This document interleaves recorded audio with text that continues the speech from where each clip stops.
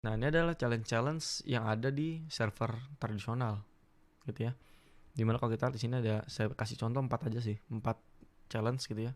Dimana ada maximize resource gitu ya. Artinya karena satu server itu, kalau kita ngomongin server tuh spesifikasinya tinggi karena emang dia untuk komputasi yang sangat tinggi gitu ya.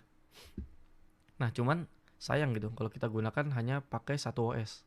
Karena satu OS itu biasanya tidak bisa memakai seluruh kapasitas dari server tersebut gitu. Misalkan kita ambil contoh misalnya ya, ada server gitu. Kita ambil contoh misalnya RAM-nya 64 GB gitu ya. Lalu hard disk-nya misalnya 2 tera gitu ya. Nah, untuk satu OS gitu, misalnya satu server tersebut kita pasangin Windows gitu ya, atau kita pasangin Linux. Itu buat kita maksimalin pemakaian ya itu sangat sulit gitu. Yang ada kita jadi buang-buang resource gitu. Mungkin yang kepake cuman RAM-nya cuma 8 GB, lalu hard disk yang kepake cuma mungkin 100 GB dan sebagainya. Jadi yang tadinya 64 GB karena hanya kepake 8 GB, jadi sisanya tuh terbuang sia-sia gitu.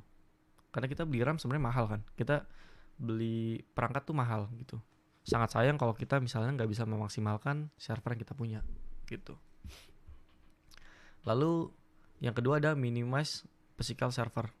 Dimana kalau misalnya satu server itu kita gunakan untuk satu OS aja gitu ya, itu uh, secara fisikal itu kurang efektif, kurang efisien lah. Karena nanti ketika kita butuh 4-5 server atau bahkan puluhan server, itu nanti bakal ada puluhan server yang akan menumpuk gitu. Kita maunya satu server untuk banyak OS, satu server untuk banyak Windows server, Linux server dan sebagainya gitu.